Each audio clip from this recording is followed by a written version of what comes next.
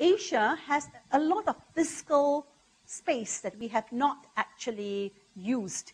This is on the economic side. Because the debt to GDP ratio is still very, very low compared to the developed world. It's only about 34 to 35%. And therefore, it has a lot of space to actually to stimulate growth and to create a balance or the right combination between growth and inflation through a preferred combination, which will allow growth to happen and to also control the issue of inflation. And one way of doing this is, of course, through the stimulus packages. I mean, where at the heights of the financial crisis, many of the Asian countries, China, India, Vietnam, all had stimulus packages to stimulate the economy. And much of that stimulus packages, in fact, went into the social development agenda. Like in China, it went into rural health care. But it also went into innovation. It went, in fact, to the energy sector in terms of looking at the R&D of energy technologies. And that's why they are experimenting, for example, with the solar cells. How do you make it cheaper? How do you deal with carbon capture technologies?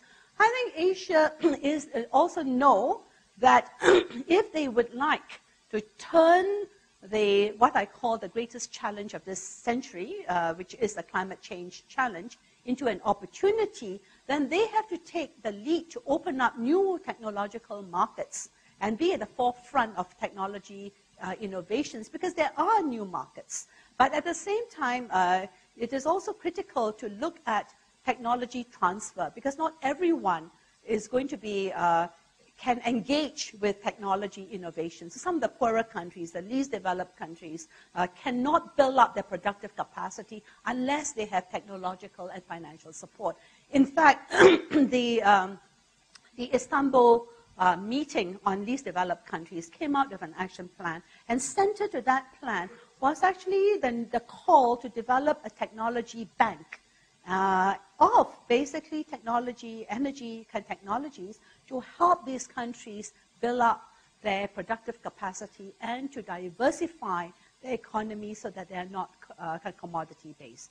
I say this because this is precisely, you actually see a link between the fact that if you want to sustain your growth, you actually need to invest in the future economy, not the economy of the past, nor the economy of the present.